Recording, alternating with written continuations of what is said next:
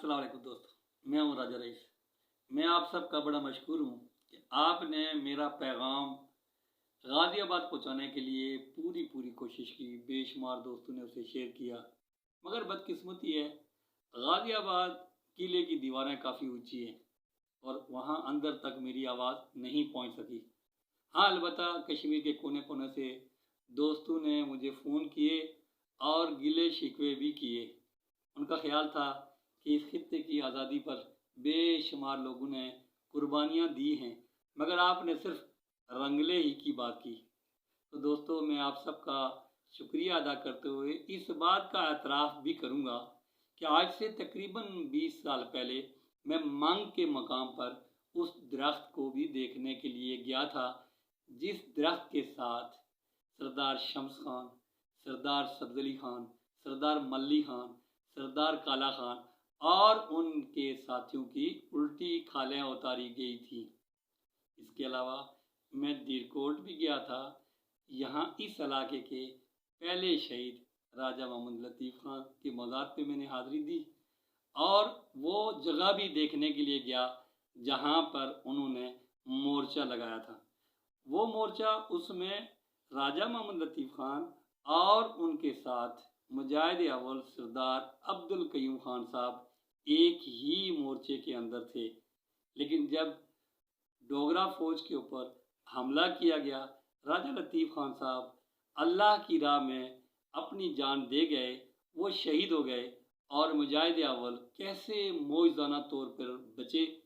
आइंदा इंशाअल्लाह एक वीडियो इस पे मैं ज़रूर बनाऊँगा। दोस्तों, एक मिसाल देकर मैं आपको समझा रहा हूँ।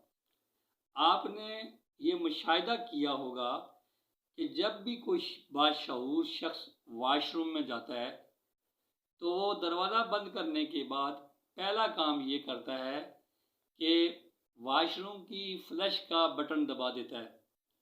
अगर फ्लश का बटन ना हो तो पानी का नल खोल देता है, इसलिए कि वो चाहता है कि जब तक वो वाशरूम को इस्तेमाल करे, पानी के शोर शराबे की वजह से दूसरी आवाज़ कहीं बाहर ना चली जाए, जिससे इंसान की इंसल्ट होती है। इसी तरह पिछले 30 साल से पाकिस्तान में भी जो शख्स वज़ीर आज़म की कुर्सी पे बैठता है, वो मुख्तलिफ़ आवाज़ों को बंद करने के लिए ख़जाने की चाबियाँ, या यूँ कहें कि ख़जाना पूरा खोल देता है और थोड़े से अरसे में ख़जाना खाली हो जाता है। दोस्तों, आज के इस प्रोग्राम में मैं मुजाहिद अव्वल सरदार अब्दुल कयूम खान साहब के फ़र्जंद अर्जमंद जनाब सरदार अतीक अहमद खान साहब के बारे में थोड़ा सा, जो उन्होंने बैनुल अक़वामी सतह पर या इंटरनेशनली उन्होंने जो कश्मीर के मसले को पेश किया, उस हवाले से थोड़ी सी गुफ्तगू करूँगा और आखिर में उनसे कुछ सवाल पूछूँगा। सरदार अतीक अहमद खान साहब जब पावर पॉलिटिक्स में आए तो वो मुजाहिद अव्वल के बेटे थे, इसलिए पूरी दुनिया ने उनको पहचान लिया, उनको मान लिया।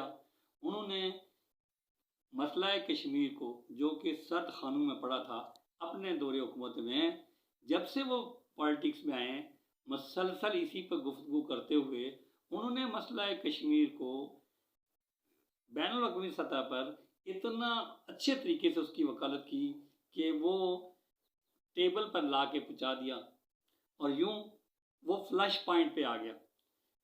अब ये बात सोच के आपको बड़ी हैरत होगी कि मैं क्या करूं। जैसे ही मसला कश्मीर इंटरनेशनली पूरी दुनिया ने उसके ऊपर पूरी तवज्जो दे दी, तो क्या हुआ, इसराइल को खटका हुआ। अब मैं जब इसराइल का नाम लूँगा तो यकीनन मेरे बहुत सारे दोस्त सोचेंगे कि इसराइल का अतीक अहमद खान से क्या लेना देना। तो दोस्तों, आपको समझाने के लिए आए हम मिलकर इन कड़ियों को जोड़ते हैं। पहली बात यह है कि आप जानते हैं कि कश्मीर पाकिस्तान की शरह है, बिल्कुल इसी तरह फ़लस्तीन इसराइल की शरह है। जब इसराइल को एहसास हुआ कि सरदार अतीक अहमद खान साहब मसला कश्मीर को हल करने के करीब पहुंच चुके हैं, तो उन्होंने अमेरिका और हिंदुस्तान से मिलकर अपने ख़जाने के मुंह खोल दिए اور ہمارے دوست ممالک بھی، دوست ہمارے مسلمان یعنی برادر جو جنہیں ہم کہتے ہیں کہ ہمارے بڑے قریبی بھائی ہیں، بڑے بھائی ہیں، ان کو ساتھ میں شامل کر کے سردار عتیق احمد خان صاحب کی سیاسی بساط کو لپیٹنے کے لیے قدم اٹھانے شروع کر دیے۔ اور اس کا نتیجہ آپ نے دیکھا کہ سردار عتیق احمد خان صاحب 35 سیٹوں سے صرف ایک سیٹ پر آ گئے، وہ اس حلقے کی سیٹ ہے۔ دوسرے لفظوں میں حکومت پاکستان نے بھی سردار عتیق احمد خان صاحب کو دوسروں کے کہنے پر دیوار کے ساتھ لگا دیا، جس طرح MQM کو اکثر لگایا جاتا ہے۔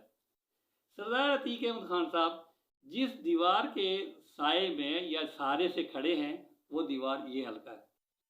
اب میں سردار عتیق احمد خان صاحب سے یہ درخواست کرنا چاہتا ہوں کہ سردار صاحب، سوال یہاں ایک بنتا ہے کہ اگر یہ دیوار گر گئی اور اس دیوار کے گرنے کے فوراً بعد آپ کے پاس صرف دو ہی راستے بچتے ہیں، ایک یہ کہ آپ اس حلقے کو دو حصوں میں تقسیم کر کے اپنی جان چھڑوا لیں، اور دوسرا کہ آپ سیاست سے باہر ہو جائیں۔